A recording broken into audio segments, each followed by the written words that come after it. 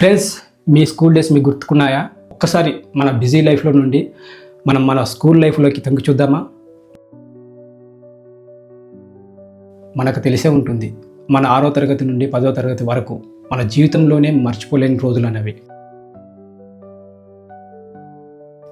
6వ తరగతి నుండి 10వ తరగతి వరకు ఒక్కో క్లాస్లో ఒక్కో హీరోయిన్ ఉంటుంది.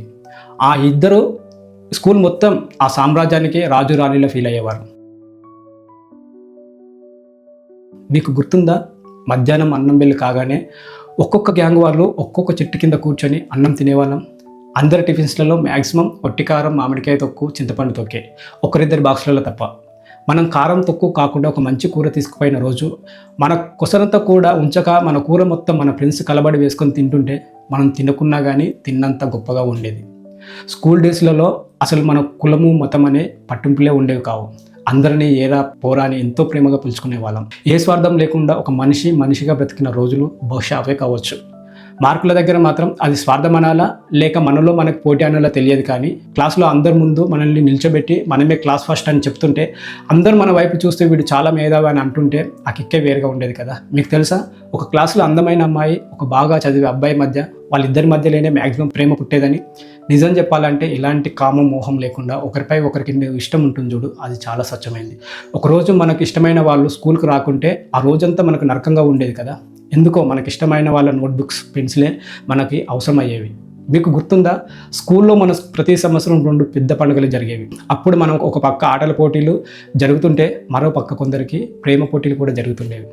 మనం కబడ్డీ ఆడుతుంటే మన క్లాస్ అమ్మాయిలు మన కోసం క్లాప్స్ కొడుతుంటే మనం హీరోల్లా ఫీల్ అయ్యే వాళ్ళం కదా. ప్రతి సంవత్సరం ఒక టూర్కి వెళ్ళే వాళ్ళం కదా, గుర్తుకుందా? మన ఫ్రెండ్స్లో ఒకరిద్దరి దగ్గర టూర్కి డబ్బులు లేకుంటే తలాయిని కలుపుకొని వాళ్ళను కూడా తీసుకొని పోయేవాళ్ళం. టూర్కి వెళ్ళే రోజు అందరి బాక్సులలో పులిహోర, గోధుమ రొట్టెలు, మామిడికాయ తొక్కు, అటుకులు మ్యాక్సిమం ఇవే ఉండేవి కదా. వేసవి సెలవుల తర్వాత స్కూల్ తెరిచే రోజు కోసం ఎంతో ఆతృతగా ఎదురు చూసేవాళ్ళం. ఒక క్లాస్కి ఎక్కువ పోతున్నామని గర్వమో లేక కొత్త పుస్తకాలు ఇస్తారన్న మురిపమో తెలియదు, కానీ మురిపం అయితే ఎక్కువ ఉండేది. కొత్త పుస్తకాలకు అట్టలు వేసుకొని ఉక్స్ కొట్టుకొని స్టిక్కర్స్ అంటించుకొని 1కి 10 సార్లు చూసుకుంటుంటే ఎంతో ఆనందంగా ఉండేది. అప్పుడు అందరం కలిసే ఉండేవాళ్ళం. అప్పుడప్పుడు కొందరం కొట్టుకునే వాళ్ళం కూడా.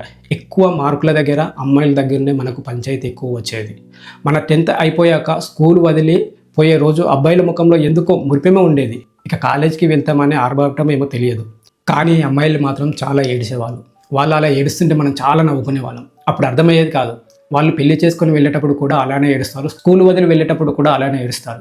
కానీ ఇప్పుడు ఆలోచిస్తే అర్థమవుతుంది వాళ్ళకు ఉండే అఫెక్షన్ అలాంటిదని. వాళ్ళు చదువుకున్న బడిని పుట్టి పెరిగిన ఇల్లులా చూసేవాళ్ళని.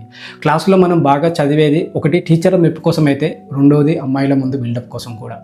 ఒక్కోసారి ఆ రోజులను తలుచుకుంటే ఏదో నోరంతా తీపైనట్టు, మనసంతా మధురమైనట్టు అనిపిస్తుంది. అప్పట్లో మనకు రేంజర్ సైకిల్ ఉంటే మనమే లవర్ బాయ్లా, ఖుషి బ్యాగ్ ఉంటే మనం ఒక పవన్ కళ్యాణ్లా ఫీల్ అయ్యేవాళ్ళం. కొందరు బాగా చదివితే కొందరు ఆటలు బాగా ఆడేవాళ్ళు, కొందరు పాటలు బాగా పాడేవాళ్ళు, ఇంకా కొందరు బొమ్మలు బాగా గీసేవారు, ఇంకొందరు కవితలు కూడా బాగా రాసేవాళ్ళు నాలాగా. ఫ్రెండ్స్, అప్పుడు మనకు చదివి చెప్పిన గురువులకు, ఆశ్రయం ఇచ్చిన స్కూల్కి ఆ గుర్తులతో, ఆ జ్ఞాపకాలతో ఒక్కసారి నిల్చొని మనస్ఫూర్తిగా మన దేశ జెండాకు సెల్యూట్ చేసినట్టుగా కృతజ్ఞతలు తెలుపుకుందామా? మరపురాని మరవలేని ఆనందపు కన్నీటి చుక్కలతో మన 10th క్లాస్ ఫ్రెండ్స్లకి ఈ వీడియో అంకితం. ఫ్రెండ్స్, మీ స్కూల్ డేస్లలో మీకు ఏమన్నా మధురమైన జ్ఞాపకాలు ఉంటే కామెంట్లో తెలియజేయండి. నా వీడియో కనుక మీకు నచ్చినట్లయితే లైక్ చేసి ఫాలో చేయండి. Thank you so much.